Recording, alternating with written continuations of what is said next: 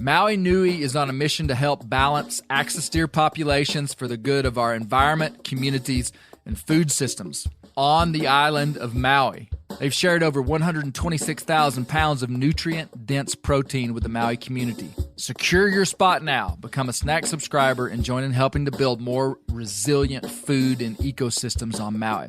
Visit MauiNuiVenison.com. That's MAUI venison.com and use promo code BEAR for 20% off your first order. You know what my favorite text is? A waypoint in the onX Hunt app to a goblin turkey.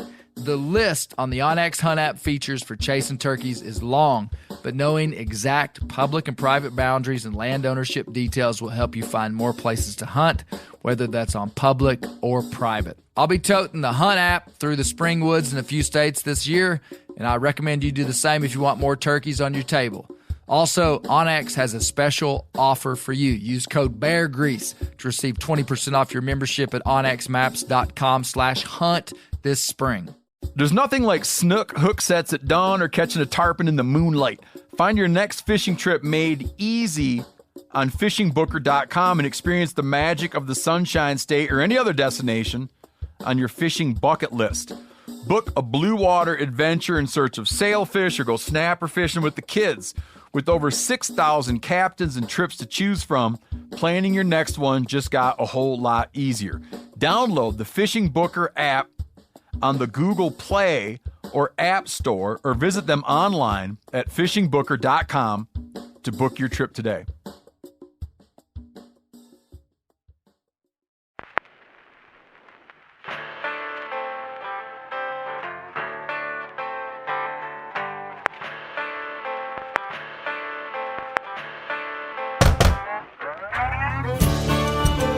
My name is Clay Newcomb, and this is a production of the Bear Grease podcast called the Bear Grease Render, where we render down, dive deeper, and look behind the scenes of the actual Bear Grease podcast. Presented by FHF Gear, American-made, purpose-built hunting and fishing gear that's designed to be as rugged as the places we explore. Well, I'm very tempted to podcast out of my new saddle. Oh, no. Very, very tempted. I didn't want to start off. So I have in my office, you guys were at the Black Bear Bonanza. Yes, sir. A man named Colt George. It's incredible. Custom saddle maker, third generation custom saddle maker from Wyoming, who I had met one time in Wyoming. Just shook his hand. He was like, "Hey, my name's Colt George." I met him and his dad. Mm-hmm. He's a third generation saddle maker. His dad makes saddles. His grandfather makes saddles. Colt's probably like, I don't know, his mid-20s, maybe late 20s. Yeah. When he saw me in Utah, he said, "Hey, Clay, I'm coming to the Black Bear Bonanza." And I was like, "Cool, man." And he said, "I have something I want to give you." I was like, Great. Look forward to getting it. You know, people bring me books or just different stuff all the time. So I was grateful, but I didn't think too much about it. Did you know at the time he was a saddle maker then? No. So then at the Black Bear Bonanza, I see him, and he's wearing a big cowboy hat, and I recognize him. I'm like, "Hey, man, yeah, I met you." And he comes up to me, and he's like, "Hey, sometime today, you need to come out to my truck." And I was like, "Okay." And anyway, long story short, I went out to his truck at the very end of the day, and he pulls this saddle out.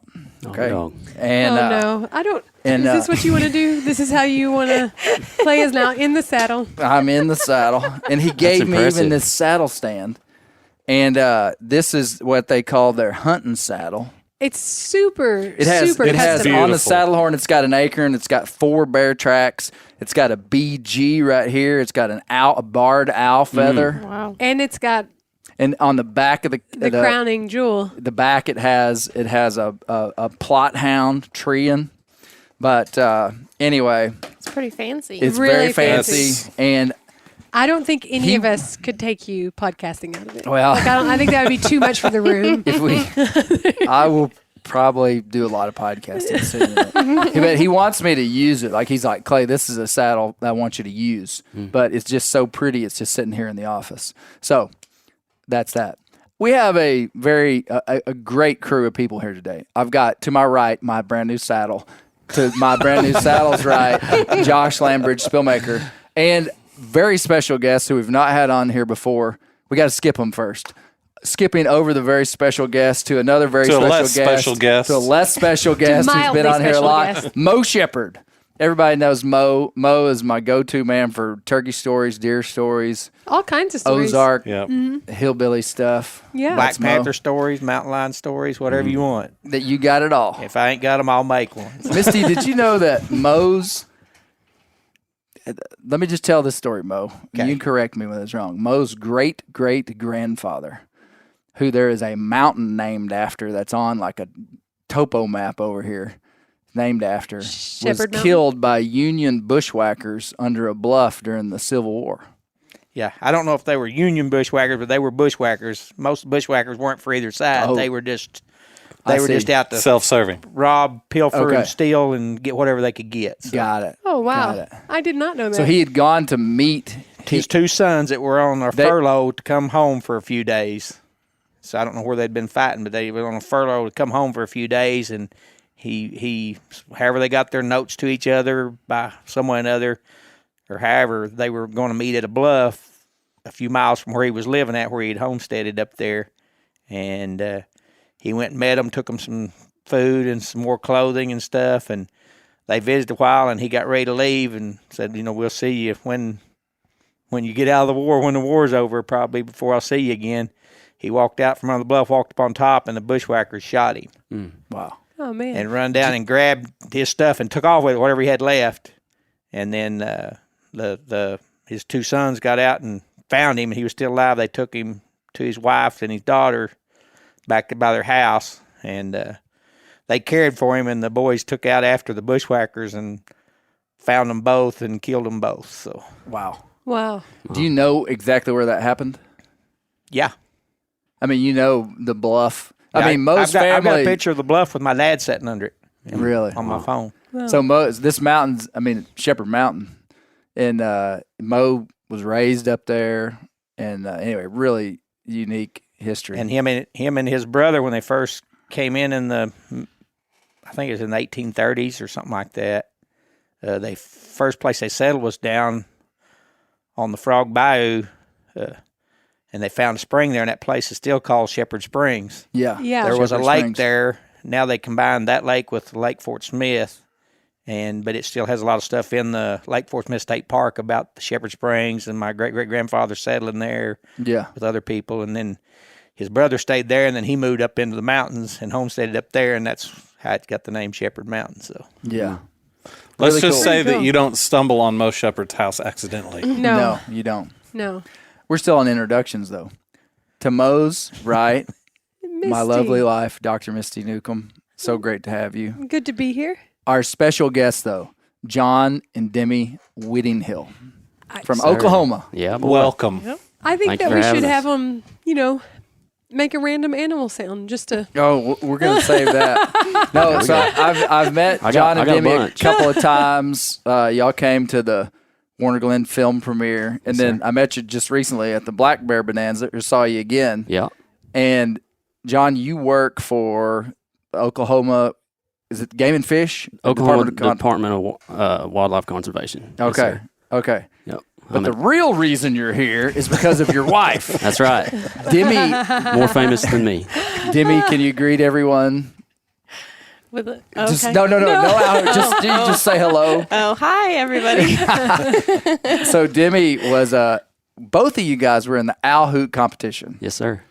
And, but there was a video of Demi that I put out. Yeah. That I got from one of your friends had taken that video, I think. Yeah, our pastor's wife, actually. She recorded it. She was there and sent it to me. So yeah. So I put that video on my Instagram, and it has 1.3 million views.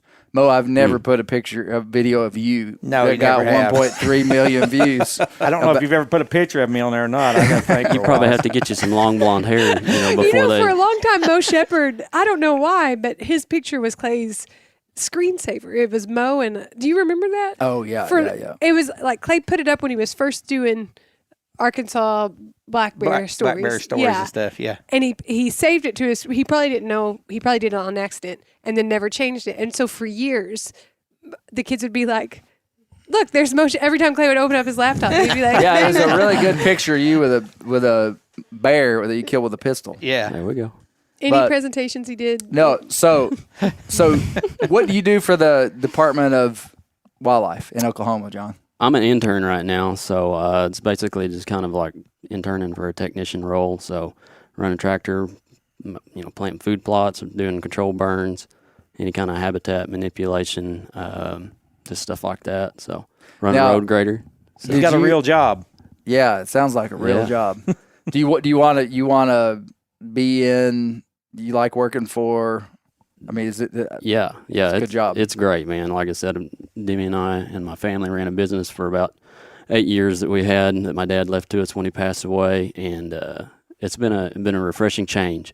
Nice. To get out and just kind of be outside. That's where I like to be. My mom handed me some papers, a couple months ago, and she said, "Here, these are from homeschooling way back in the day," and I went through there and looking at them and stuff, and it was like Fish and Wildlife Biologist circled, Game Warden circled, just military circled, and so I did the military thing, coming out of high school, and ended up getting hurt overseas, and then that kind of changed the trajectory of some of what I had planned, and so now 12 or 13 years later, I'm starting over and probably going back to school for wildlife biology. Oh, really? That's awesome. Yeah, I'm going to give it a shot, man. I'm not much of a school person. I'm more of a hands-on, I like working with my hands, running machines. I did heavy equipment school, when I went through Votech and stuff like that, and run a bulldozer. I know everybody's a big fan of Clay's bulldozer story. Yeah, he's got a big bulldozer. Incredible. I've got one if you ever want to come run it now. You have one yourself? I do, certainly. Wow. Yeah. Do you like it? I do. Well, I wouldn't let him drive it. Okay, there we go.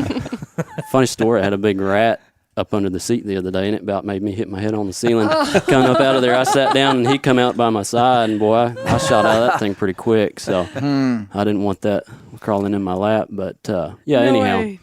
Where were you deployed in the military, if you don't mind me asking? Yeah, Afghanistan, so that was back in 2011. Yep. Really? Mm-hmm. Really? How long were you there? About 6 months. 6 months.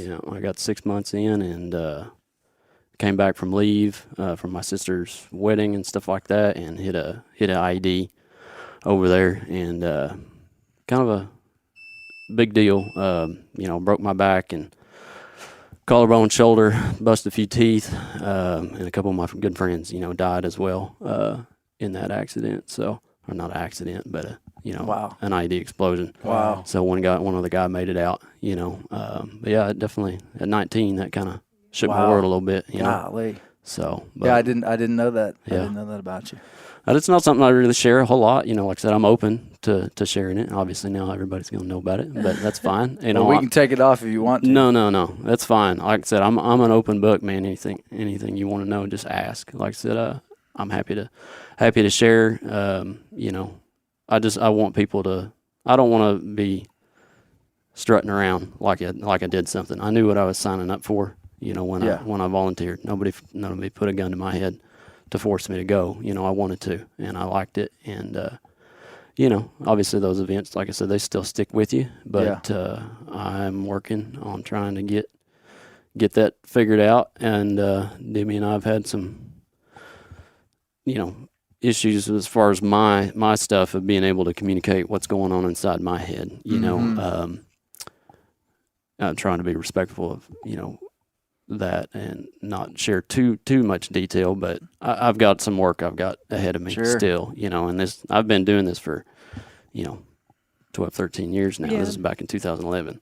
So it's a process, but it's good, man. Life's good. So I kind of like where I'm at. What a story, right now. man. Yeah. No doubt. And did they discharge you after that? Mm-hmm. Did you get honorably discharged? Yes, ma'am. Yeah. And came back, and then you took over the family business. Yes, ma'am. Were y'all married? No, we got. When did y'all? How long have y'all been married? 6 years. 6 years. Okay. Yeah, so the all right. Black Bear Bonanza was actually That our was 6-year anniversary. Yeah, okay. So pretty good way to spend the anniversary, if you ask me. Yeah. And now you guys are big outdoorsmen and women. Absolutely. Now, Demi, what's your favorite thing to hunt? I've seen your Instagram, and I see you turkey hunt some and deer hunt. Definitely turkeys. Really? Yeah. I've done a little bit of everything with him, but my first successful hunt was with turkeys, and I was hooked. Did you grow up hunting, or did No, John take you? I didn't. But I always had a desire to. It's kind of weird. My parents never really understood why. I always had a fascination for hunting, and I always wanted somebody to take me. And here comes John. Yeah, There we go. We had known each other since we were little real belated, little. but Yeah. And his sister actually saw a picture of me with a fish. I was bass fishing with my dad, and I said, yeah, now I just need somebody to teach me how to hunt. And she said, well, I know a guy. And she, tagged him. He didn't say anything. It took And it took a struts little John. while. yeah. No, I'm a slow learner. I'm the Yeah. subordinate gobbler off to the side. Yeah. Over here It that took him a sneaks in the while. back door You later didn't on. strut right in. You No. The strutting turkey gets shot first. Yeah. So, it took a little while. But then, and I think at first maybe he thought, and a lot of other people thought, oh, she's just doing this because they're dating or whatever. I'm like, no, I'm really interested, and I'd really like to know, the ins and outs of hunting. But turkey hunting I think turkey hunting and then duck hunting is probably my second favorite. Okay. But Big waterfowlers. I am. I was ate up with it pretty bad for a couple of years there, and I still am. Like I said, I love to go. It's the thrill of the hunt, man. It gets me. I like birds, so I like shooting deer, but I don't shoot big deer. I don't know how to kill big deer, but I know how to kill ducks and turkeys. Yeah. I'm just not picky, I guess. Did y'all grow up in the same community in Oklahoma? kind of when we were little. Okay. Our families were connected at church, and I stayed in contact with his sisters when I was a teenager. Okay. We moved to the East Coast, so we stayed in contact just through. I his assume you sister. mean the east coast of Lake Worcester. No, the east coast of the U.S. That was a joke. That was a joke. Come on, team. That was funny. That one was backfired really a little was bit. a micro geography joke. Yeah. The east coast of Lake Worcester. It's over there where they live, sort of close. Just south. The of east where they coast. Yeah. The east coast of the U.S. Yep. Okay. So that's how we stayed in contact, and then I remember his sister's wedding and him being there, coming back from overseas, and he was just a wallflower. He just was on the side, and I'm out there dancing with his sisters and everything. But yeah, he wasn't strutting. Mm-mm. No. so Just drumming, spitting and drumming. our parents were friends. They came up for family vacations. We stayed in contact that way. But I had a younger brother, and so he would run off with my brother and play, when we were real little, and I would go off with his sisters. So. Okay. Yeah. So y'all kind of knew each other. Yeah. That's cool. Yeah. We went to church. I don't know if you said that or not. Went to church together when we were little kids. Yep. Little. At what point did you start impersonating animals? Great question. There we go. I mean, before I don't know if after you started in the hunting? industry we call it I know, impersonating Faye. animals. I would dabble just because he would do it a lot, and so I would try, and I would even ask him like, "Does that sound okay? Does that sound good?" And he'd be like, "That's okay." I'm not the most encouraging word person. Yeah. Words of affirmation is not my strong suit. Okay. You And know, it's mine. So yeah, we're opposites in that area, and I'm learning that everybody has their own style. Yeah. And so just because it doesn't sound like mine doesn't mean it's bad, Now, had you been out in the woods enough to hear a barred owl? I had heard owls, but I don't know that I heard a barred owl. Like I had heard them, just out. But Well, and I've actually heard one laughing before. So I had heard one like that. So I'm like, okay, that's what that really sounds like. Have you heard her owl hoot yet? Yeah, I listened to the. Okay, your owl hoot is so realistic. Like I figured you would have listened to a lot of natural owls. You're saying you didn't? No. Really? I think I blame it too on the fact that I studied music in Okay. school. Okay. So Okay. maybe Okay. it's the ear, just Interesting. Yeah. You're a fiddle player. Okay. We won't. there we go. She brought her fiddle. Yeah. But we're not Oh, going to really? embarrass her yet. What's the Okay. use of bringing it if you don't Okay. play it? Yeah, All yeah. right. All right. No, no, for real. So I was a judge in the contest, in the Al Hootin contest, and we're blind judges. We don't have we're facing away, so we can't see, or we don't know who anyone is. Right. And it was really funny because I remember somebody sitting right in front of me that was watching said, "Man, she's good." Like she said, she. And I just assumed it was all men. I think maybe you had said you were going to Al Hoot, but it didn't register to me that you were up there. But unfortunately, the guy that won it, Cam, not unfortunately, cut that out, Reva.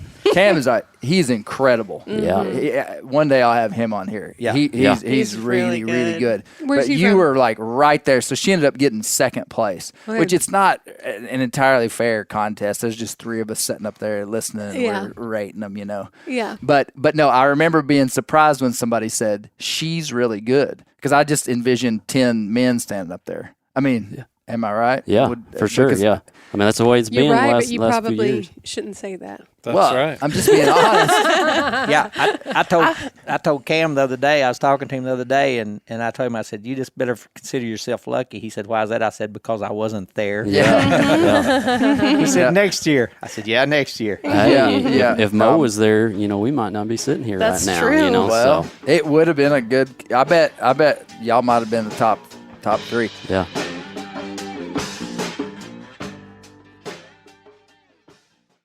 Ready to win Mother's Day and cement your reputation as the best gift giver in the family? Give the moms in your life an Aura digital picture frame preloaded with decades of family photos. She'll love looking back on these memories and seeing what you're up to today. Even better, with unlimited storage and an easy-to-use app, you can keep updating mom's frame with new photos, so it's the gift that keeps on giving. And this is not a joke. Juju Newcomb has an Aura frame, and we share photos, and they're incredible. Also, my mother-in-law has one. We have them. They truly are really good, really high quality. The Aura frame is easy to set up. It takes just 2 minutes to set up a frame using the Aura app. It also adjusts the display depending on light levels in the room to maintain the true color of your photos. For real, the digital screen is amazing. Right now, Aura has a great deal for Mother's Day. Listeners can save on the perfect gift by visiting auraframes.com to get $30 off plus free shipping on their best-selling frame when you use code BEAR, B-E-A-R, BEAR. That's auraframes.com. Use code BEAR at checkout to save. Terms and conditions apply. I've had a Helix Sleep mattress for over 2 years, and it is for sure the nicest mattress that I've ever slept on. I've slept much better in the last 2 years, been more comfortable than I have for my whole life. And that's true. The Helix lineup offers 20 unique mattresses, including the award-winning Luxe Collection, the newly released Helix Elite Collection, a mattress designed for big and tall sleepers, and even a mattress made just for kids. Take the Helix Sleep Quiz and find your perfect mattress in under 2 minutes, and your personalized mattress is shipped straight to your door free of charge. Helix has several different mattress models to choose from, each designed for specific sleep positions and feel preferences. Helix is offering 20% off all mattress orders and 2 free pillows for our listeners. Go to helixsleep.com/clay and use the code HelixPartner20. This is their best offer yet and won't last long. With Helix, better sleep starts now. The old-timers say that the turkeys start gobbling when the leaves are as big as squirrels' ears and the red buds start popping. And we're about there. And we are there in the South. The Onyx Hunt app is one of my most valuable tools in the spring woods. With tools like coniferous versus deciduous tree distribution layer, you can save time by locating edges or transition areas of mixing habitats from home. Find an area like this with water in close proximity, and more than likely, there will be a gobbling turkey nearby. Knowing the exact boundaries of private ground ensures I stay on the right side of the fence, but can easily find public ground to go see if I can't strike a gobbler. If you do get one to sound off, using compass mode and waypoints will help you pinpoint his exact location, allowing you to move in and make the perfect setup to bring him right into your lap. Download the Onyx Hunt app today. You'll be glad you did. Onyx has a special offer for you. Use code BEARGREASE to receive 20% off your membership at onxmaps.com/hunt this spring. Now, you were in there too, John. You were up there in the top 10. Yeah, I got into the top 5, but You made it into the top. See, I didn't even know who was up there. Wow. yeah, so You guys have enormous genetic potential. Your children will be incredible out They there. they're probably going to live in the trees, you know. So we do live in the woods, so Yeah. that's a possibility. So That's funny. But yeah, so I got into the top 5, but I think I was number 5 of 5. You know, you'd probably been 6th if I'd been there. I don't doubt it. You know, I lost to you once before, you know, so I wouldn't doubt So it. you were in the year before, but not Demi. Yeah. Yep, that's right. Okay. I remember him being there Okay. a year ago. I Yeah, was shaking, you know, up there on stage because I don't like being in front of people, Okay. you know. So I was Okay. trying to hold it together. All right. Well, so. we need to hear some out. Yeah, let's There do we it. go. Who want Mo? You should go first. You really think I should? You can stand up. You can do whatever you want. I can hoot laying down, standing up. It doesn't matter. It doesn't matter. Lay down Okay. on your back. I'm just kidding. You'll have to help me back up if I get down that far.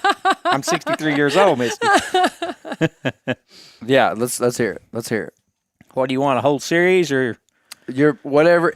Here's what as being a connoisseur of owl hoots. Who, you? People, I'm a connoisseur. That doesn't mean I'm the best. No, that's not what I'm saying. I'm I ain't saying even sure what connoisseur means. connoisseur means you just You know, just a sampler. You think you know stuff. That's what connoisseurs are. yeah, I think. that's right. No, everybody, the real good people, or a lot of people have one thing that's real good. Like they have a real good laugh, or they have a real good tone, or they have a real good sequence. A whole lot of it is timing. You can have somebody that does it good, but their timing is slightly off. Okay. And so anyway, I'll be giving commentary on what you guys are all good at. Okay. Go ahead, Mo. You ready to go then?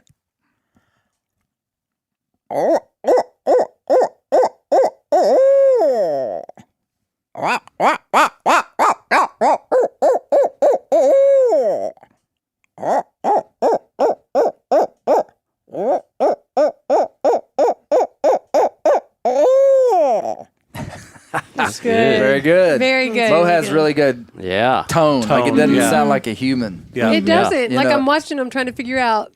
How But he's how doing are that. you doing that? Like, are you using your Don't belly? tell her, Mo. Yeah. Are you, he's not using his throat. He'd have to kill you if he told Yeah, you. Okay. she's gonna try to All enter right. next year if you tell her. Yeah. Use my vocal cords. So Your vocal. That's it. All right, John, let's hear yours. all right.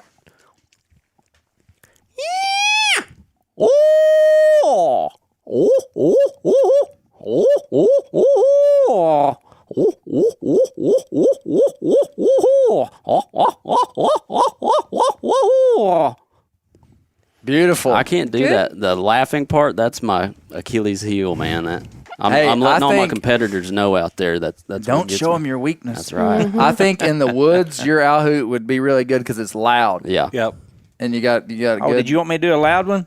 Oh, Mo's super competitive I mean, with this, man. He's Yeah, here to Mo's win. like, I wasn't there, He's and I'm here to gonna. win. I didn't know you wanted us to do a loud No, one. no, you no, know? no. I'm just looking for positive things to say here. Okay. No, that's good. All right, Demi, you ready? I guess so. I'm caught This here. can't be more nerve wracking than owl hooting in front of I don't know. 1,200 people. yeah, Yeah, it 1,000, might be 12 more. I don't know, huh? I don't know. Come on now. Okay.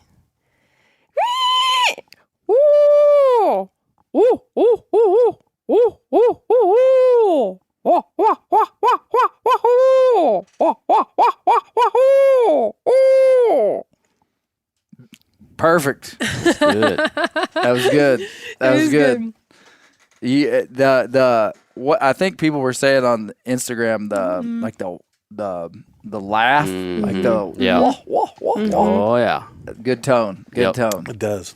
So I think she learned that, from Gomer Pyle in Andy Griffith's show where he's eating that peanut butter sandwich outside and they're trying to warn Andy, or when Andy's coming, when they're all thinking they're getting married. So they said, you got to keep your cheeks all howler, So I think that's where Demi learned that. Yeah. Where, Nice. Are we going to hear Josh's? Josh is musically trained. Come Mine on. is Come on. horrible. No, not even going to try. Not even going to try. He could crack a whip probably pretty good with Yeah. whipping that fly rod around, right? Yeah. Clay was the first person. I did not know that people could I was just not at all raised around outdoorsy people, like our hunters especially. Really? And and I remember Clay and I were just friends, and he went out. We were out in the woods, and he started doing that, and an owl called back to him, and it was like hands down the coolest thing I'd ever seen a guy do. Yeah. Well, That was the thing. So Yeah, it was he called you in. huh? Man, I was like, that is super cool. And I remember Who telling my would've friends, knew? this guy can talk to animals. Yeah. well, I didn't. Season I didn't the grow lawn. up. I didn't grow up hunting either. And Clay's the one who taught me to hunt. And I remember hearing him owl hoot, Yeah. and me thinking, like, that's just something that owls do, but I'll never hear it. Right. And then going turkey hunting, it was like, oh wait, there's owls out there, and they sound like that. Yeah. Yeah. Yeah. It's super cool if you've had no exposure to it. It's kind of like a different world that you're being introduced to. And yeah. Well, that's how a lot of my friends that are not at all Yeah. in the hunting realm, they were like, okay, what is owl hooting? What is this thing? Yeah. You know, After you had what's a the viral point video. of this? Yeah. They're like, I see the video. What is this about? Yeah. That's funny. You know, the best practice that I've ever had is getting a owl coming in, and I know you two have probably done it before, and just calling with one just like that's sitting right above you. Yeah. Have you ever had him do that, John? Try to mimic them. Absolutely. Oh, that would makes and 'em mad. You would probably your game next year would probably be way better, Demi, Oh, if yeah. you could I either would love for that to happen. or just like listen to one online, and man, you can because Yeah. like for me to owl hoot right now, it'd just be okay. But if I was out and listening to one and he was sitting on a limb above me, like that's your best owl hooting, and then you kind of remember it. Yeah. That's what Bear said Absolutely. last year. He went out in the woods and he said that just sitting there, two got into a little call fest, and he recorded it. And as soon he said coming home, he could immediately call better than he, just from like being in the woods and just sitting underneath the tree Oh, yeah. while they were calling back and forth. It's pretty cool. Yeah. Yeah. Mo, you heard some turkeys the other day gobble? Mm-hmm. They're doing it, huh? They're getting started a little bit up here in the mountains. Yeah. John, have you heard any gobble? I got something to gobble at me on the side of the road the other day. Oh, Yeah. wow. We were driving to go do a little fly fishing, and saw a group of, a flock of about 20 turkeys, and saw some little cigar butt jakes in there and started yelping at them, and they let loose, and There you go. I got my fill on that. So that was the first gobble of the season for me. We were in Colorado last week on the way home. I looked over and I was like, is that what I think it is? And there were probably 60 turkeys out in this field. Really in Colorado? Yep. Where? Yeah, drop us a pin. Oh, yeah, I'll send you a pin. Exactly. Yeah, you got I don't it. mind spot burning a Colorado spot. Yeah. What are the turkey situation in Oklahoma better than it is here? A little bit. That Yeah. you would see them on Little the bit, side not of the a whole lot, road. right? Yeah, I would say so. So, I mean, when I was growing up, we used to have them come up in the yard. There was a group, flock of, 100 turkeys Wow. around our house. And I mean, you'd come out and we had like a little center, like an oval driveway. And I mean, that whole patch of grass would just be covered Wow. with turkeys. And, We would see them too. yeah, it's definitely changed. It's sad, to see them go. But I mean, there's still a few around, but it's not the good old days Yeah, like I've it been- was. I started hunting in Oklahoma in '82, Yep. and I haven't hunted every year out there, but I've hunted a lot of years out there. And when I first started hunting out there, there was a lot of turkeys. I hunted Yeah. in the southeastern part. I went kind of central part out towards Okmulgee, out there and hunted a little Yeah. bit. Went plumb to the western part and hunted some. And I've seen it. It kind of stayed stable till about 2000, then Yeah. it really started to decline, kind of like Arkansas did in the early 2000s. Absolutely. So Yeah, there's pockets of birds still. So I mean, like I said, where I work, there's birds. Around home, if you can find water and you can find the habitat, you can find the birds. So Yeah. it's just like I said, they're a little. You got to look for them. same way here. Back in the 90s here, you could go about out at any ridge or listen off at any holler and you'd hear a turkey. Now you have to really look for them to find them, kind of like when I started hunting turkeys in '76 here in Arkansas, and that's the way it was then. You had to spend several days just finding turkeys. Once you found them, there was a pocket of you could hunt them, but you had to spend several days out just trying to find where the turkeys were. So that's kind of the way it is now here in the northwest part of Arkansas anyway. So. Yeah, absolutely. I've heard some positive reports though coming from Arkansas about a few more birds than there's been in the last few years. Yeah. Which is good. Yeah, that is good. I saw more young birds this fall, deer hunting and stuff out where I do a lot of deer hunting, turkey hunting, both, than I've seen in 25 years. As far That's as good. flocks of young birds with hens grouped up. So That's good. That's good. I think knocking that season date back a little bit has helped. And then, obviously Oklahoma used to be a 3-bird state, Right. and so they've knocked it back down to 1 now. And so I think that helps too. So, Yeah. and that's just my opinion. That's not anything from the wildlife department. That's just me as a turkey hunter going out there, and I'm, finding and seeing some more birds. Mm-hmm. So we started our turkey stories episodes. We're going to do probably one more. These are some of my favorite podcasts that we do because I get to travel around and meet all these people and hear their stories. It's really hard. It's actually harder than it may seem, Miss Newcomb, to go talk to somebody and get their best turkey story that translates good on. Josh will tell you he was looking at while I was doing some editing today. I'll talk to somebody for 45 minutes and get one story. 4 or 5 minute story. Yeah. But Josh, of all the stories that were told today, and we had a good sampling from we went down to Mississippi and then to Alabama and then to Tennessee. So we did a 3-state tour on this one. There were I don't think there were any. You was in Arkansas North stories. Carolina, wasn't you? North Carolina. Well, I had a North Carolina storyteller. Yeah. Yeah, that's what I'm saying. There's a guy from North Carolina. That's right. Yeah, that's right. So it's 4 states. Good thing I remembered that. Yeah. Which story stood out to you, Josh? So there were 2, and I'll tell you, one's quick. Macy's story, mainly because I like the end when she takes her turkey feathers and turns them into flies for fly fishing. Oh, really? You She's like that? quite the fly fisher. I've seen So her. you Instagram. knew of Macy Watkins? Yeah, because she posts a lot of fly fishing stuff. Did and she anybody catches else some big follow old her? fish? I followed her. Did you know her before? I just followed her on social media, but yeah. Okay. Oh, that's cool. So I liked that, but honestly, the story that stood out to me the most was the old gentleman who got shot. Oh, Because really? it reminded me of when we were turkey hunting and we got lost for a large number of hours. And when we got back to camp... Let's rephrase that, Josh. You were lost. No, not me. But we found a turkey nest. You remember? That was quite we did get lost, but it was a lot of fun being out in the woods. Was that with our kids, or was that No, a that separate was just time Clay that and Clay was I. lost That in was the just turkey Clay and I. Back woods? before Okay. Onyx. Okay. Yeah, we were- Okay. Yeah.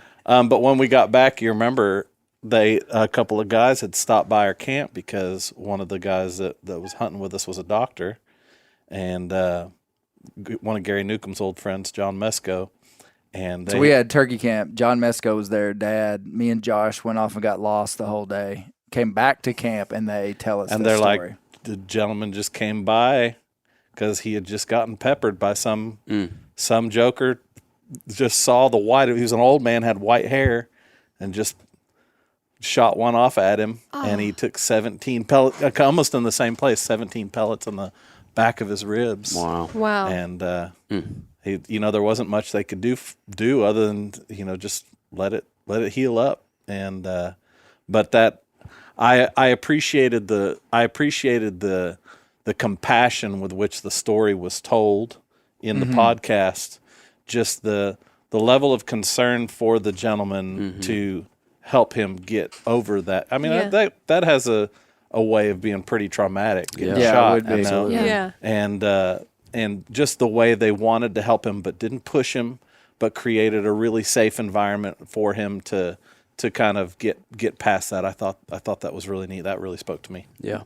So good. David Joy, he's the guy that told that story. David Joy. He is a award-winning novelist. Oh, really? And I love it when he talks because you would never guess that. He has a real Appalachian cool accent. Yeah. But yeah, he just got off a European book tour. His books are really famous in France. I mean, they're famous here. He does well here, but he sells. I don't know this. He didn't tell me this. Somehow I've read this. But in France, he has a huge following. So he just got back from France. But like I said, he's like as country as cornbread. And anyway, David, he's a cool guy. But I have several of his books. This one's called when these mountains burn. They're a little dark. Yeah, him telling that story, he sounded country. I mean, he sounded just like an old country boy just telling it. So. Yeah, but he's a neat guy. Guy. Which one stood out? Who wants to go next? Denny, which one did you like? Yeah, I liked Jim's story.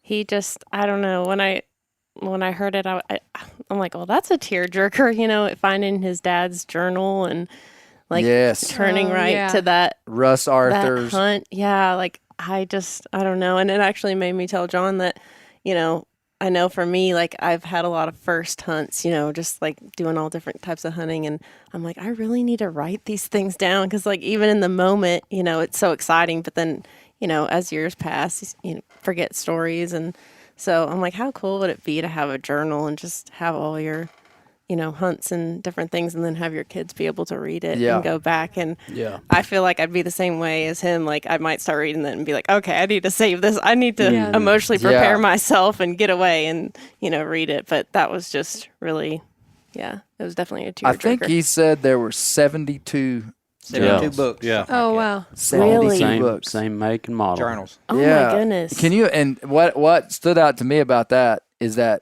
I mean, his dad, like Russ is probably in his 60s. Russ Arthur's in his 60s. 64 by what he said. Did he say 60? Well, he told when he was born in 59. Yep. I was going to say probably mid 60s. I was born in 60. I'm 63. So his dad probably would have been born in the early 40s or late 30s, something like that. I don't know when his dad was born. Point being, some of that generation was pretty private's probably not the right word, but I can't imagine me having 72 full journal books and my family not knowing about it. Yeah. Right. It seems like something that might from that generation have happened. You know what I'm saying? Yeah.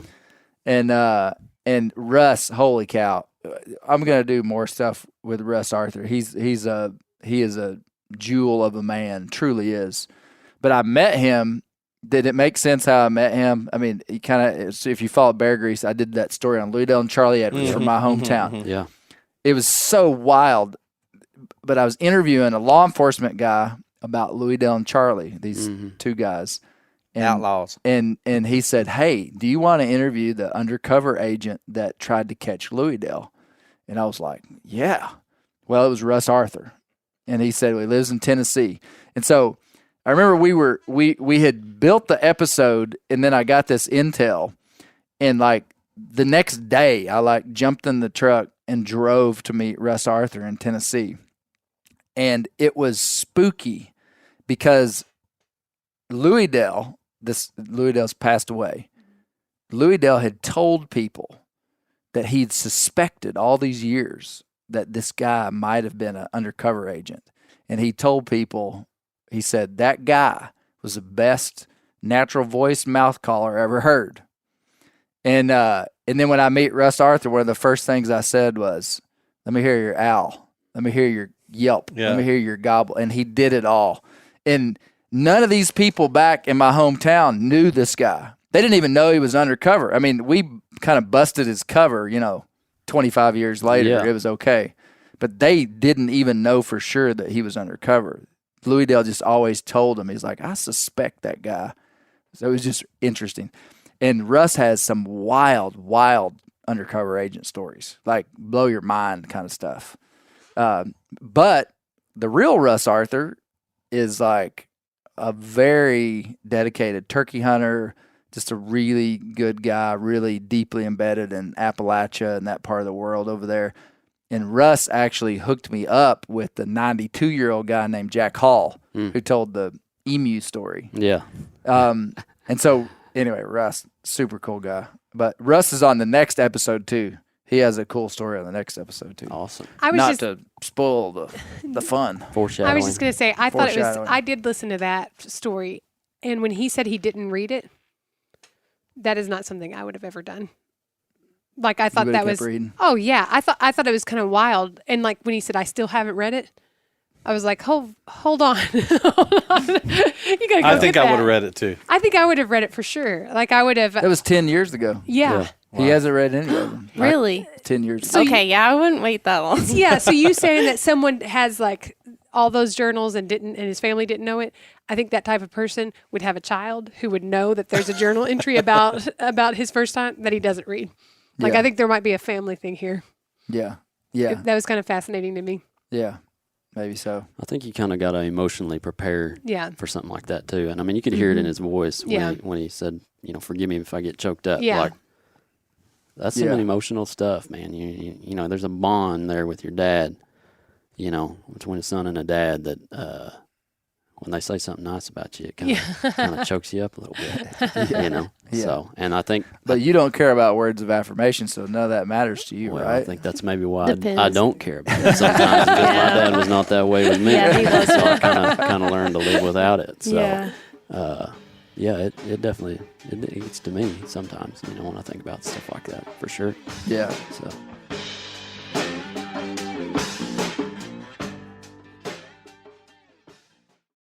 Ready to win Mother's Day and cement your reputation as the best gift giver in the family? Give the moms in your life an Aura digital picture frame preloaded with decades of family photos. She'll love looking back on these memories and seeing what you're up to today. Even better, with unlimited storage and an easy-to-use app, you can keep updating mom's frame with new photos, so it's the gift that keeps on giving. And this is not a joke. Juju Newcomb has an Aura frame, and we share photos, and they're incredible. Also, my mother-in-law has one. We have them. They truly are really good, really high quality. The Aura frame is easy to set up. It takes just 2 minutes to set up a frame using the Aura app. It also adjusts the display depending on light levels in the room to maintain the true color of your photos. For real, the digital screen is amazing. Right now, Aura has a great deal for Mother's Day. Listeners can save on the perfect gift by visiting auraframes.com to get $30 off plus free shipping on their best-selling frame when you use code BEAR, B-E-A-R, BEAR. That's auraframes.com. Use code BEAR at checkout to save. Terms and conditions apply.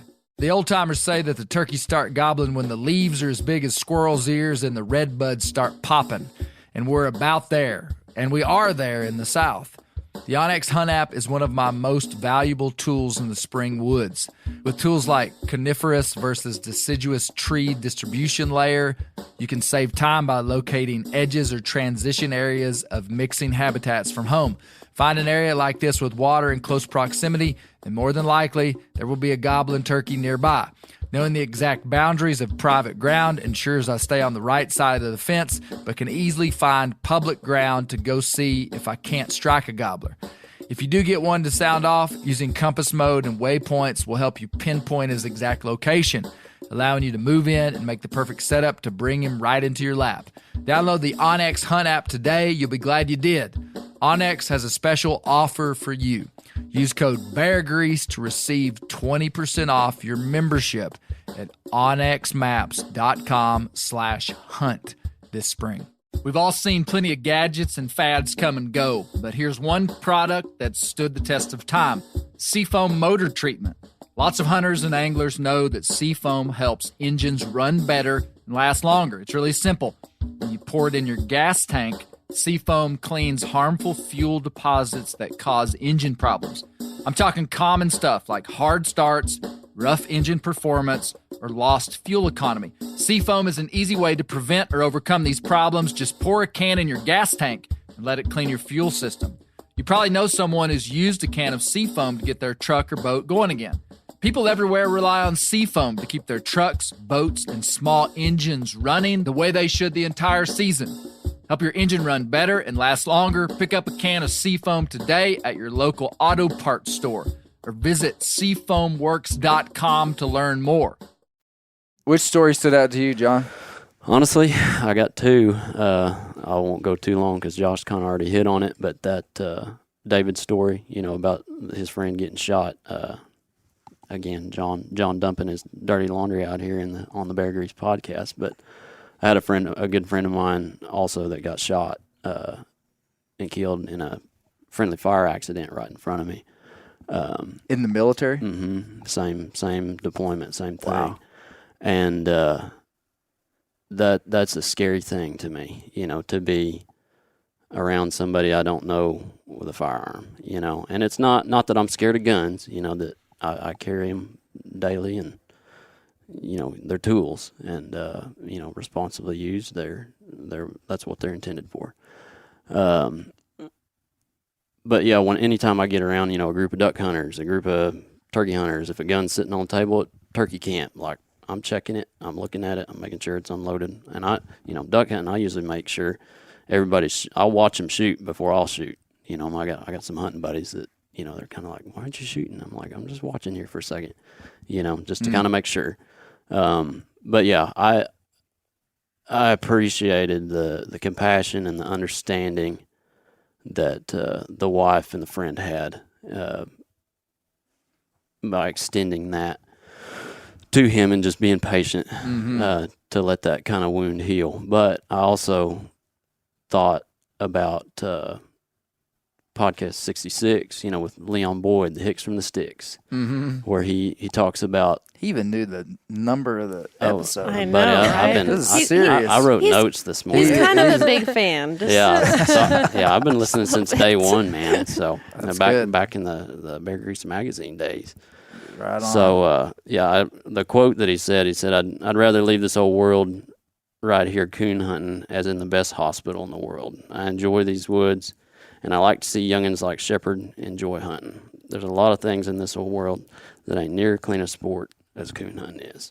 And that's a high level comment. He's taking something from no doubt. episode 66 Yeah. and weaving it in to episode 198. I don't know what episode. After it I is. listen Good to job, the John. podcast, I Good just job. purge Good it from my job. memory. I know what episode this is too, and I got a present for y'all later that I'll It involves dish that. out. So, Right. but, Mo, did you do anything like that?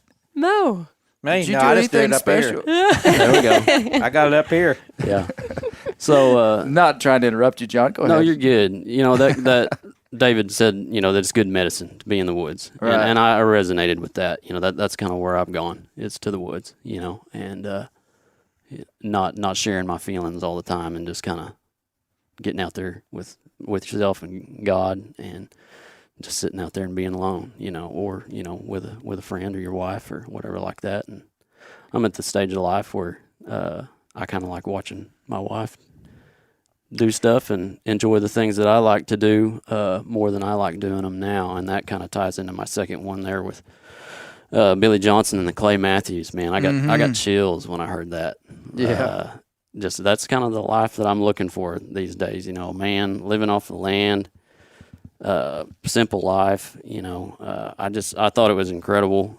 Again, it's woodsmanship, but knowing where the mulberry trees are to know where to find those turkeys.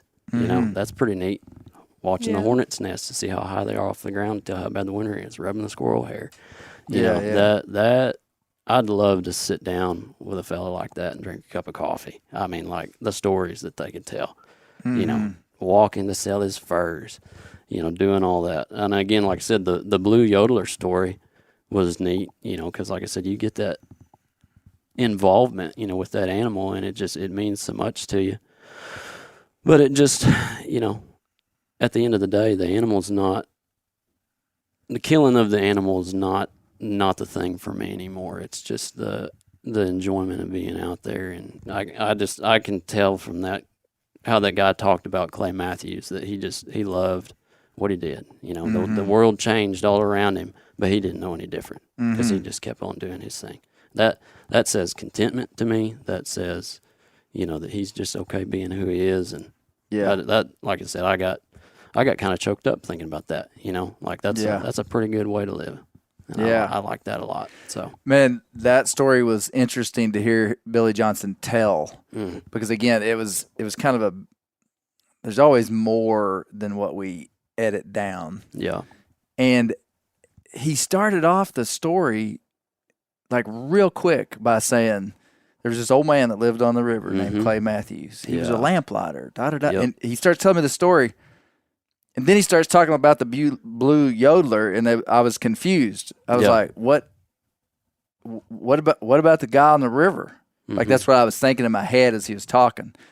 And then he tells this turkey story, and then he goes back to Clay Matthews. Yep. And by the time he's done, you realize that he can't talk about turkey hunting without talking about Clay Matthews. It's Clay woven in Matthews there. had nothing to do with the Blue Yodeler. Yeah, Yeah. it had nothing. But in Billy's mind, and Billy's an older guy. I don't know. Billy's probably in his 60s too, maybe older than that. I don't know. But he had an agenda, like in a good way. Like when he started telling that story. Yeah. Like the story was about Clay Matthews. Yes. There just happened to be his own personal little turkey story in there, and yeah, I thought it was really cool. And the fact that we've done quite a bit of stuff on the Mississippi River, it was really cool hearing about. He was a lamplighter, Yes. on an island. Yeah. So the Mississippi River they've marked the channels since the 1800s, maybe even the middle 1800s. Oh, $30,000 to conservation. There we go. Hot dog. Was that a microwave, John? Yeah. Microwave burritos. No, you're is what supposed I to tell heard. them it's not. People think that it's a microwave. No. People think we're cooking burritos. Yeah.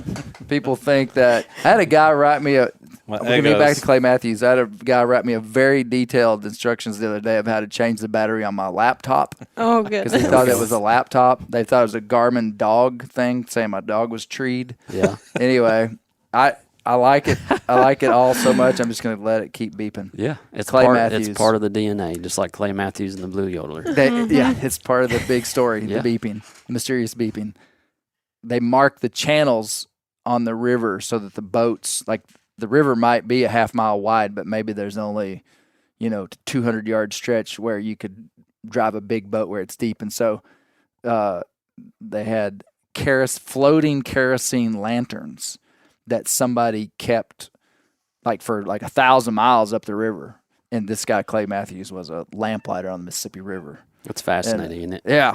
Yeah, and lived on that island. It was cool. Yeah, we live on the Arkansas, and so we got big barges coming up and down all the time. Can And can see the river from your house? Yeah. Oh, that's cool. Yeah, so it's fascinating to me. I mean, I can't see the bank with a nice duck light, let alone a kerosene lantern. You imagine that? I Golly. mean, that'd be wild. Yeah, yeah, yeah. That was a good story, man. I love that. I love that story. Yeah, and he did a good job too of describing how he woke up the next day and was kind of sad that he couldn't chase that turkey. I thought it was cool. Yeah. Mo, which one did you like? I really liked the one you all were just talking about, Billy Johnson and the Clay Matthews deal. All that went together when you finally got to the end of it. Then you realized how all that, like you said, tied together. Yeah. How Billy Johnson tied everything he talked about turkey hunting and everything. He related to Clay Matthews because that was his life. That's he learned so much and picked up so much stuff from him there on the Mississippi and doing that. And then the other story I liked was I just forgot the guy's name. The Roy Stubbs. Yeah, Russ Arthur. The one Roy, the one. It was the next to last story, I think it was. Yep, Roy Stubbs, the older guy that worked for the gas company in Mississippi. Mississippi. Yeah. Mm-hmm. I really liked his story because I relate to that a lot.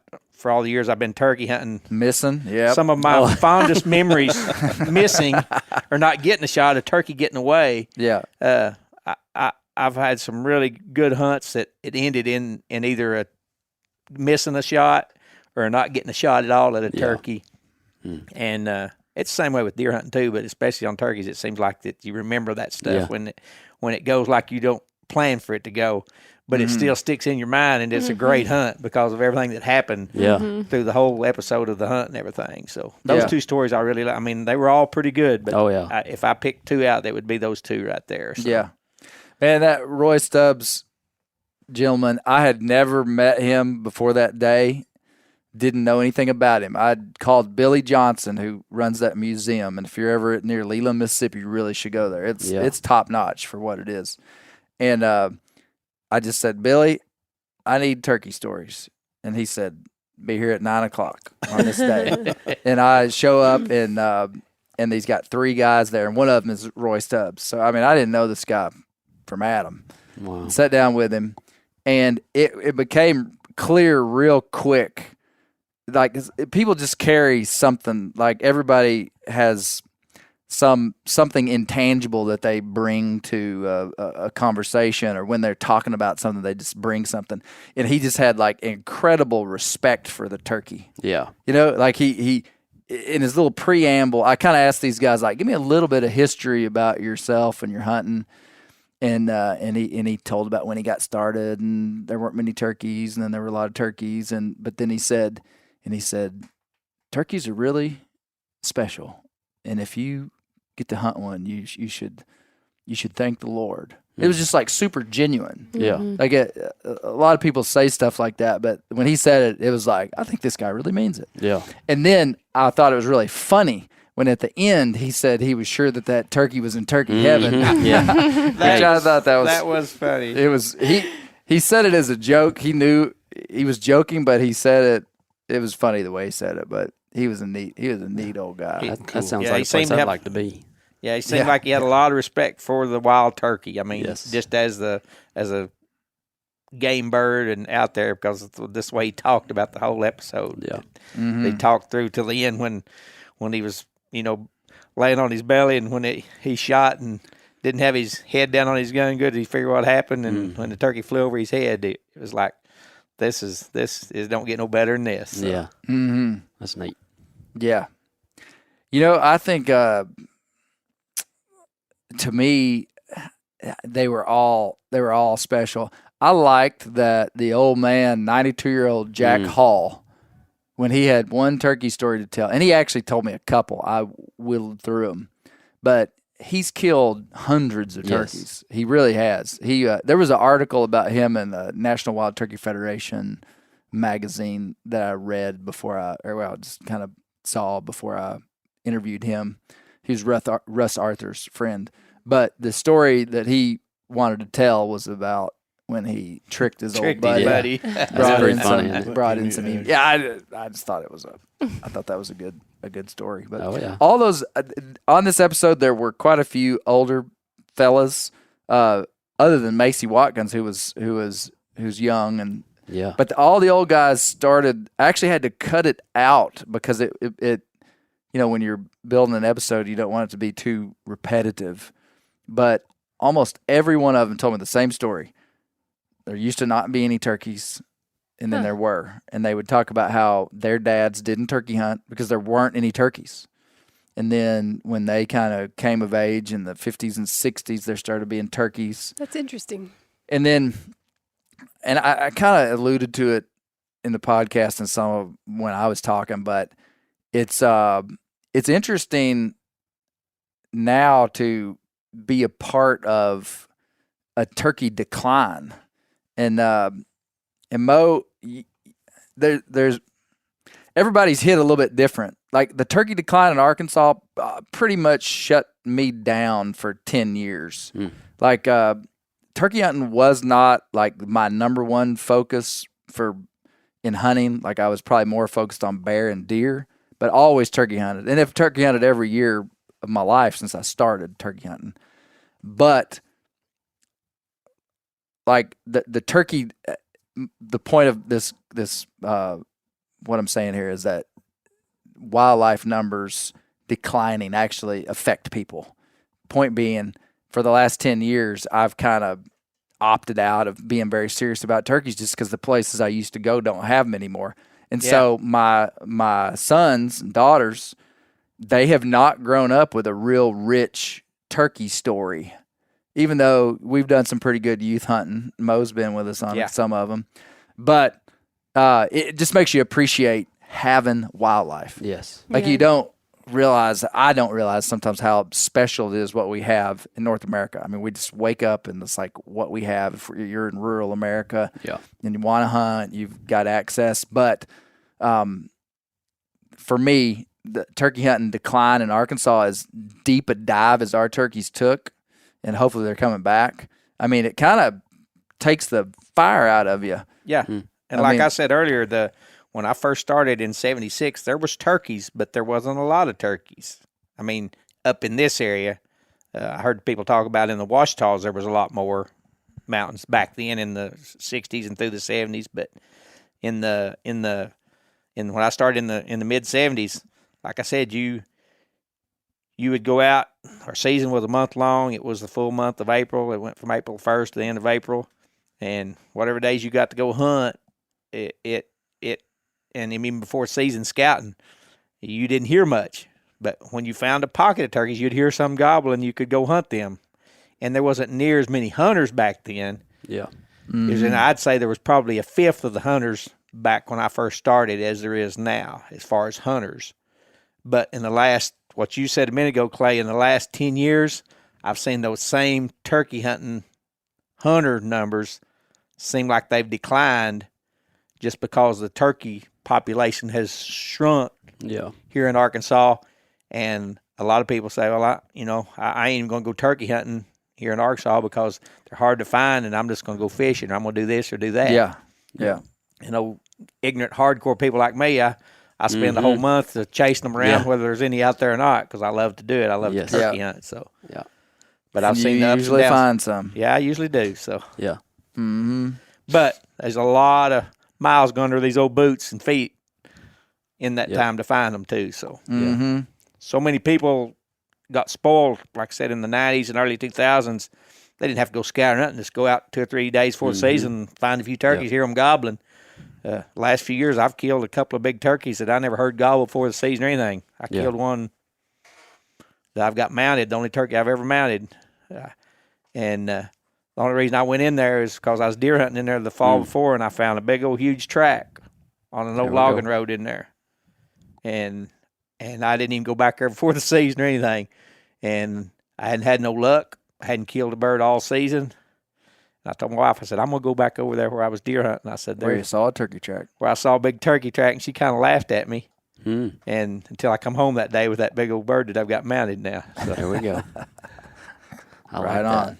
But the challenge, I feel like, makes it more exciting. I mean, for me at least, because I know the first 2 seasons I hunted with John, I didn't get on a bird. And I think the second year, actually, I wasn't able to go hunting. But the third year, I've spent, and then the one story about how he said, I don't know what I'm going to do now. It's like I hunted for, 24 days? I forgot what he said. Yep, 21 days. Okay, so I didn't hunt that long on my first turkey, but the first one that I got was like 6 days. 5 or 6 days straight. And I was like so bound and determined by the end of it. And that was the other thing when Macy was talking about being just like, just done, and like, it was raining and everything. It was just the same kind of thing. But I remember like after I got that first one, I was like, wow, like that was, there was so much build up to that point. You had to work for it. Yes. And it was just like, oh, wow, now that it's done, it's like, it was kind of fun when it was, The chase. Yeah, the cat and mouse thing there for a while. And, but yeah, it kind of makes it more exciting though when it's not so easy. Yeah.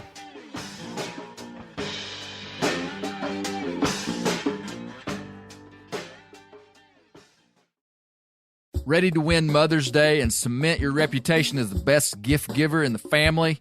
Give the moms in your life an Aura digital picture frame preloaded with decades of family photos. She'll love looking back on these memories and seeing what you're up to today. Even better, with unlimited storage and an easy-to-use app, you can keep updating mom's frame with new photos, so it's the gift that keeps on giving. And this is not a joke. Juju Newcomb has an Aura frame, and we share photos, and they're incredible. Also, my mother-in-law has one. We have them. They truly are really good, really high quality. The Aura frame is easy to set up. It takes just 2 minutes to set up a frame using the Aura app. It also adjusts the display depending on light levels in the room to maintain the true color of your photos. For real, the digital screen is amazing. Right now, Aura has a great deal for Mother's Day.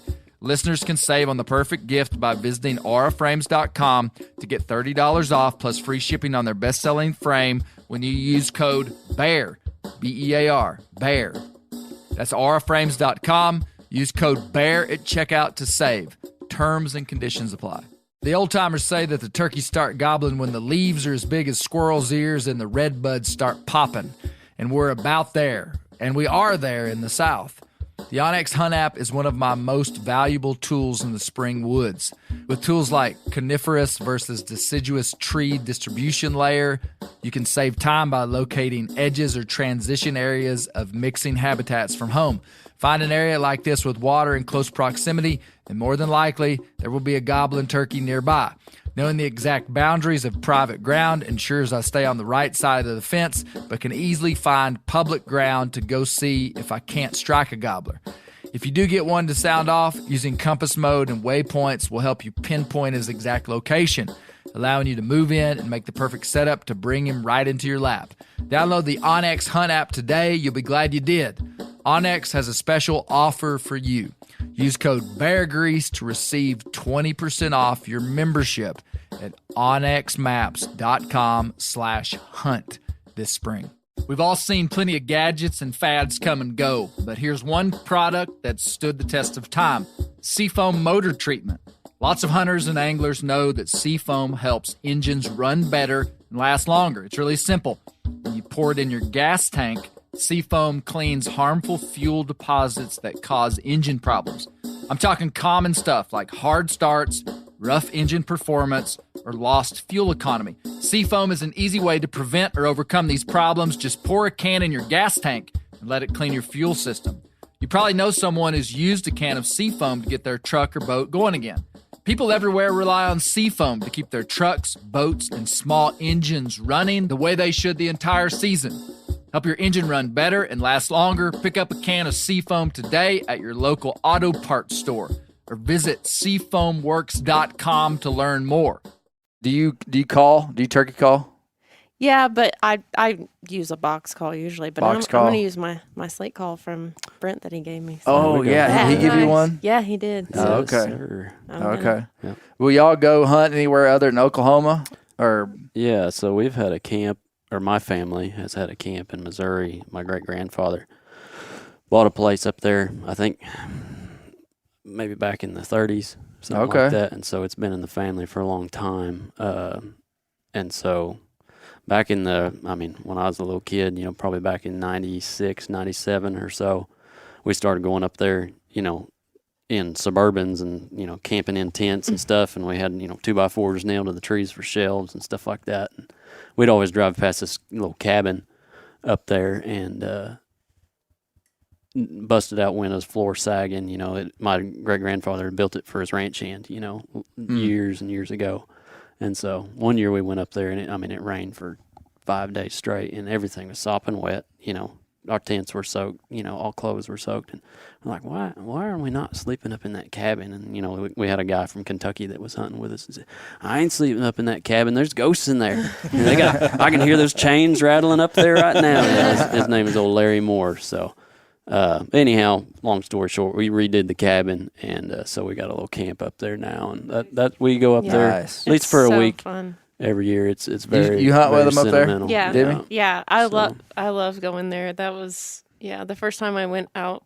It was just like, wow, it's so peaceful out here, and there's, you can hear them gobbling all around, and that was my first experience of turkey hunting, but it's pretty neat. We actually have plans to go hunt with Cam, the winner of the Owl Hoot is that right? competition. Yeah, we just exchanged numbers there, and I think we're going to go hit that first week of season. Maybe hit some public. Cool. And That's awesome. if we get our butts kicked, we'll go to the place in Missouri on private and try to get him a bird there. So like I said, cool. Well, Cam has 2 of Josh Spillmaker's I know. handmade I'm jealous, raccoon skin hats. I don't know if I got what it takes to win them, but Demi might. Yeah, Demi, for real. I you had need my to eye on it. you need to train. Her head's itching. She can feel it. I want to hear your regiment for how many owl hoots a day. Yeah. 10,000 hours. Yeah, there we go. And listen to recordings. I'll keep a journal. You know what? Yeah. When I did that one of the first couple of Bear Grease episodes was about, I can't remember the name of it. The thing about owl hooters. thing about owl hooters. Yeah. And it was about. I remembered that stuff. Well, did you owl hoot on it? Yeah, you called me and said you wanted me to be on it. Okay, so. Yeah. Well, no, I met with a voice coach. I interviewed a voice guy that trains actors and singers and Really? And rain in Spain. I'm gonna have to listen to that. Listen to that episode. Listen to that episode. She's listened to it before. I have? Yeah. Yeah, I think it's must have been a while episode back. 2 or 3. Yeah, it might I have sent been it to you. Episode okay. 2 or 3. Yeah, it was It's either 2 2. or 3. Anyway, the guy I interviewed him. It was online, and he said, "Let me hear you owl hoot." And so I owled at him, and he said, he watched me, and he gave me instruction on what to do, and it actually helped. Yeah. He said, "You need to keep your tongue lower." He was from New York City. He didn't know a thing about They get what an salsa owl from up sounded there, like. don't Yeah, pace pecane. they? Yeah. Anyway, so you could take this serious, Demi. This is how Clay talks to our kids. Like he talks When I to see potential. When he sees like he's having Shep right now, he's like, Shep, you got to work out. You got to he's constantly telling Shep what he's got to do. So he basically John, sees you gotta- potential for you to be, a legendary. Yeah. Well, I'm gonna do it. I'm gonna put in the work next year. She got a taste. He's Mo, got your you're in homework trouble. assignments. Nah.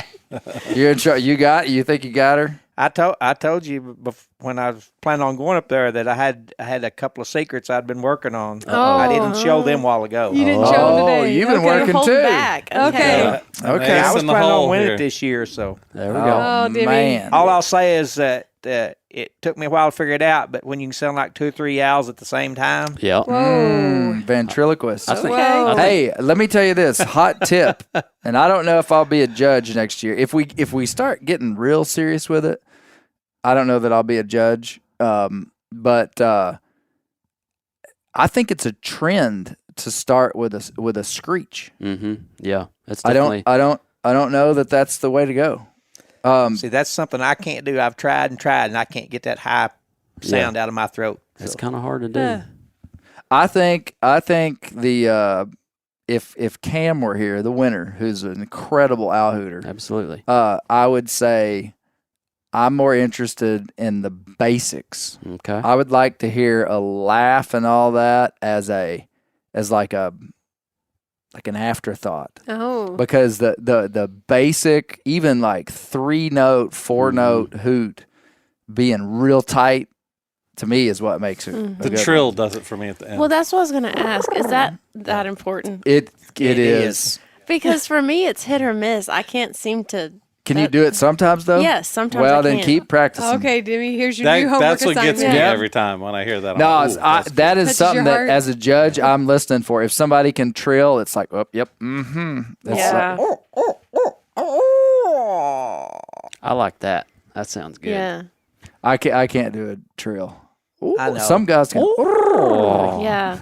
And there's times I will get it like that, and when I'm not trying, I'm And like, it just comes out. See, you got the potential though. Yeah. So you got to keep I working. think it. it's good to know how to roll your R's. Like if you can roll Yeah. your R's, then like in Spanish. So Yeah. I use my uvula when I trill. Can you trill? Yeah. Oh. Yeah, a little. I can't. I need a drink of water here. Hang on now. That's what Pretty it good. sounds like. Pretty good. This is what it's like, just like waking up in April at our house. Yeah, there we go. Super stressful if you're not a morning person. Yeah. Clay and Bear going back and forth. There we go. I feel that I'm not a morning person. Which is funny because he always would make fun of me saying that I was a night owl. Yeah. Okay. And or like, it'd be when we were first married, like I'd be wanting to have a conversation late at night. He's not a night owl. He's a morning person. I'm a pawpaw. He would joke and say, 10 o'clock, time to talk. Like that, that I was just like that. And I'm like, I'm sorry. It's Yeah. just how I am. My mind is like full Deep, throttle. deep conversations at 10 o'clock. And I'm And you're like, can we do this in the morning at Yeah. 5 a.m. Yeah. over coffee? when I'm ready. I'm ready to go at 5. So I think I'm ready to talk anytime. Right, Misty?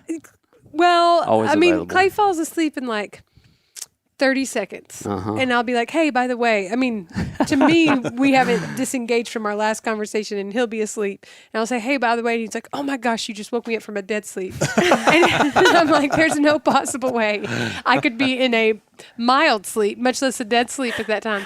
Hey, I've got a funny story for Josh because he was talking about Macy with her flies. Bear told me this week. He said, I need to go to work making some flies. And I said, yeah. He said, I'm wanting to put in some special edition Tim flies. Tim is our squirrel dog. And he wow. plucks hair from Tim to make, There we go. flies. Live animal, And like he- there's an animal yeah. still alive. And he's Yeah. like, I need to make sure I Poor have plenty dog's of gonna those freeze to death next week. Yeah. special edition That's a Tim never hair. He's gonna have bald patches on him. Yeah. He got So the if you see mange. that, we'll know that Tim's okay. Just Bear's been flying ties.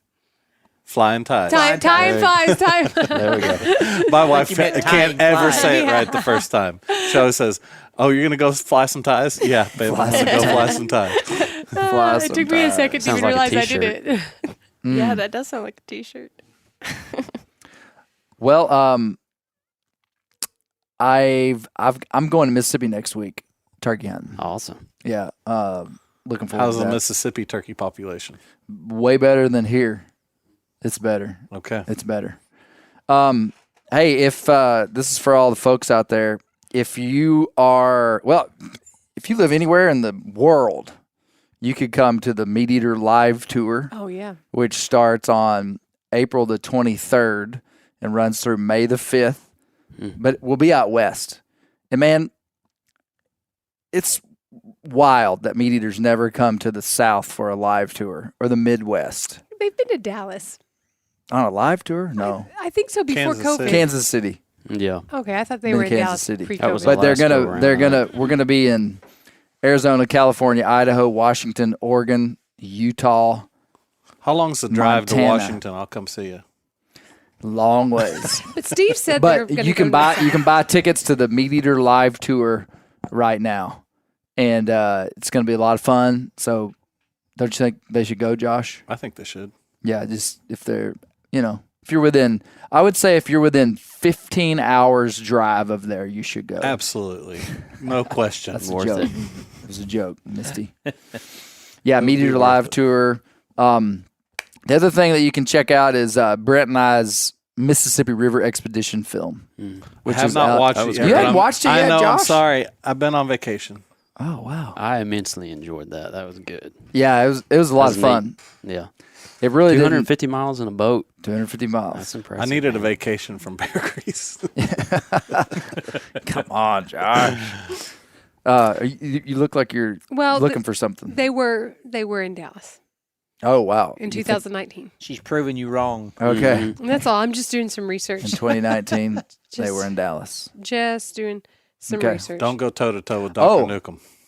Demi, do you want to hit us with a fiddle tune? Oh, Ooh, yes. I mean, Yeah. Absolutely. Absolutely. I gotta follow the lead of your husband Yeah. here. He's saying you should do it. Uh-huh. Let's hear it, She's Demi. good at it. Let's hear it. And Just Uh, yeah, just We let her got this rip. is very Just a little normal ditty. for Bear Grease. Yeah. Just a little Can you ditty. get it for We her, need Josh? I'd some- love to. We Let me need take some this headset music. off here. We've not had any in a while. Now, what kind I of? wish I wasn't alone in this. You played the fiddle, not the violin. Well, Well, both. I was classically trained, so Whoa. but I had a friend So- in high school that actually he approached me, handed me a CD. He was real introverted, but and real smart. He just started playing the banjo one day, and he handed me a CD of like 50 songs, and he said, "You need to listen to these and learn them because we're going to start a bluegrass band." Okay. And I said, "I don't know about that.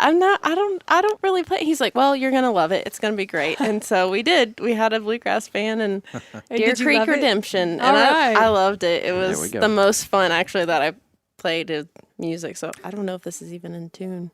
Close. so Close enough. Close enough. you can take your time. We can edit it out if you need a minute. So, what is the? I think I know the answer to this, but maybe not everybody does. Okay. Tell us the difference between classical violin and fiddle. It really comes down to style mostly. But there are things that you can do to adjust the instrument to kind of make it more, lean more towards like that style. So, there's something you can do to the instrument, or Yeah. it's the cadence and the style of play, yeah, and the kinda type of music, and how you're holding it, and just Okay. like that's. Did you sort say of the thing. bridge has something Yeah, to do with it too? sometimes people will have different levels of the bridge, and then also a lot of fiddle players that I've talked to have like steel strings. Okay. Oh, interesting. So, but for the most part, I mean, it's basically the same instrument. Okay. So Man, just think if we'd all practice a song I together, know. we could play. It'd be meaningful. You know, Misty's a Powerful. banjo player. I know. yeah, I know. Yeah, like, we should have talked. we should have planned. next time. Public tuning is What are you gonna play? unbearable to me. I don't know. I might play a little. You don't know old Slewfoot, do you? Ooh. That song? I don't. Oh, okay. Don't worry about it. I'm trying to think of something that I could just play by heart.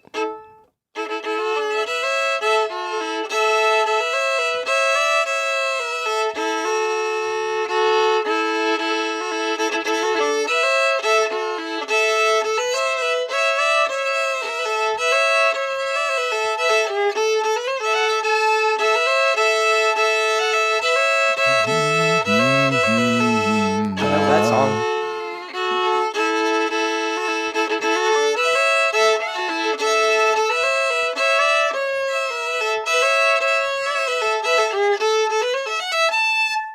All right. Very There we good. go. Excellent. And song we all knew. Yeah, she's Yeah, good. I knew Again, that one. She didn't need to be. No. I don't She's want to a bring pro. that. She's you a know, pro. I Yeah. might embarrass I am myself. very rusty. I don't want to owl hoot. I might embarrass myself. I'm so. very rusty. She- I played for a long time and then I put it down and didn't play it for a long, long time. Yeah. So Right on. That's awesome. That was awesome. Very cool. Very good. Very good. Have you got another one? I don't know. I don't know if I can come up with another You one. can't come up with another one? Yeah. That's great. I Well- could come up with one, but I don't. Do you play anything, John? I don't. Duck calls. He Duck calls. did. He Turkey did. calls. He played mandolin for I a little did. bit. Yeah, it was kind of one of those deals. He wanted to play banjo. Yeah. Sorry, Mom, if you're listening to this. I doubt it. But, you know, it was kind of one of those deals that was pushed on me when I wasn't ready for it, Yeah. and I just kind of didn't like it too much. But I wish I could play the guitar. Yeah. I like to sing and you know, make up my own words Yeah. to stuff, you know, and tunes and stuff like that. So it's pretty neat. That's why I like Hawk and Horse when he did that Arkansas Mule. Yeah. That was neat, wasn't it? Yeah, So yeah. at the I think he Blackberry released Bonanza. it today. Well, Did he he's really? releasing it on April 19th. Okay. Mm. I've got something. Yeah. That new one Well, he's got thank you out's for good, thank though. you for playing. That was Yes. awesome. Yeah. That was awesome. Thank you guys so much for coming. Yeah. Yeah, Hey, we got definitely. some gifts for you too. Yeah. Before we, Okay. Well, I Before didn't we say turn loose. anything, but turn with kinda turn waiting loose on around this thing here. Do you want to? Mo, And did this you is for Misty. Oh, that's for me. Mo, did you bring Yes. us any gifts? Yeah, Mo. Come Yeah, on, I brought man. you myself. Yeah, gift enough in You have to itself. see me. All right, I got one Wow. of these for each of y'all, and I got one extra one They're for all unique. So Okay. Render Boy Brent For since he Render Boy? didn't show up. Yeah, he you know. didn't show today. Now, is this the one that incorporates Okay. the number? This is it's wrapped in paper. Take a guess Hey, at what you think it I, is. Yeah, I what can do- tell what you do you what it think is it because is? I've made them. Oh, Have you made these? I know though? what it is. Holy cow! Have you made What is these? it? It's- I'm these pretty sure it limited is edition a 5 of 5. Wing bone call. Holy Whoa. smokes! Hey, That's I made these awesome. myself. Very Wow. Episode. Oh, look. Dad gum. Hand Look at it. It's got Grease. it's hand painted. by Denny Yeah. Lee. If Wow. I'd known this, I'd brought That's one big of mine I time. made. There we go. Okay. And now, so look on the other side of that.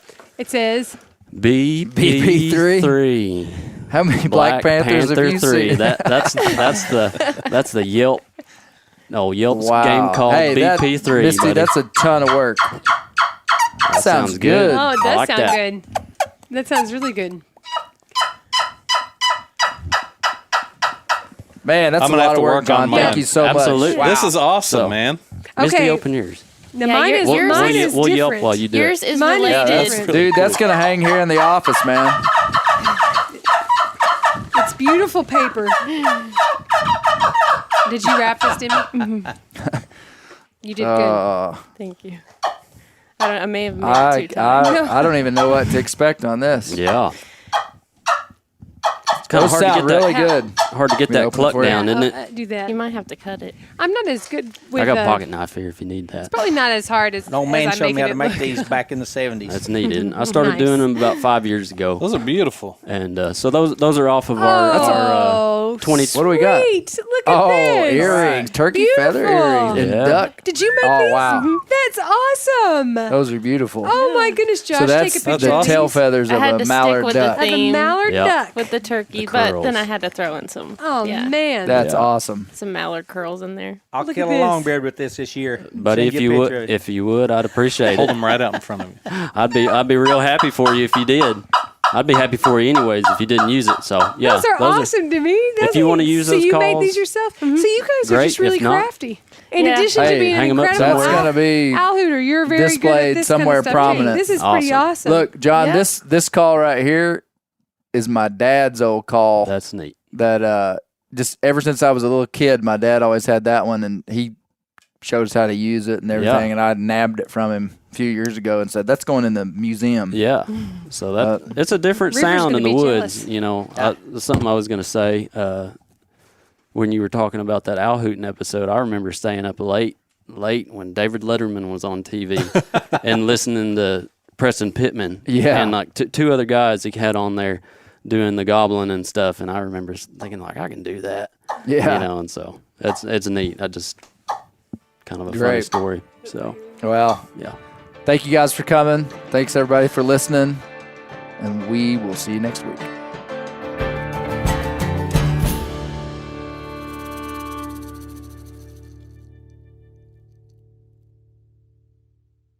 Maui Nui is on a mission to help balance axis deer populations for the good of our environment, communities, and food systems on the island of Maui. They've shared over 126,000 pounds of nutrient-dense protein with the Maui community. Secure your spot now. Become a snack subscriber and join in helping to build more resilient food and ecosystems on Maui.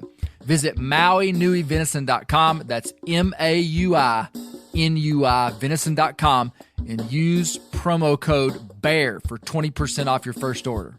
This show is sponsored in part by BetterHelp.